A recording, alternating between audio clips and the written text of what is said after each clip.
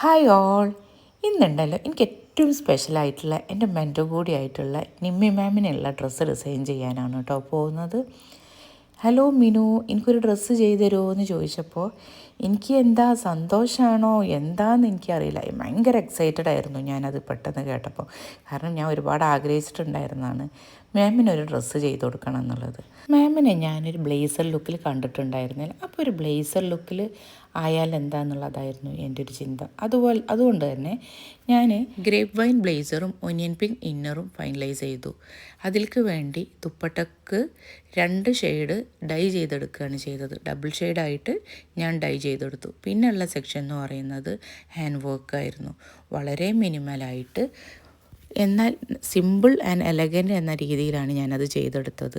2 shade cut Bede use ചെയ്തിട്ടാണ് hand work ചെയ്തിട്ടുണ്ടായിരുന്നത്. മാം ദുബായിലായതുകൊണ്ട് തന്നെ എനിക്ക് മെഷർമെൻ്റ് എല്ലാം എനിക്ക് കൊറിയർ ചെയ്ത് തരികയാണ് ഉണ്ടായത്. ഇനി നമുക്ക് അതിൻ്റെ ഫൈനൽ ലുക്ക് എന്താണെന്നുള്ളത് കാണാം. മാം ഇട്ടിട്ട് എങ്ങനെയാണെന്നുള്ളത് നമുക്കറിയണ്ട.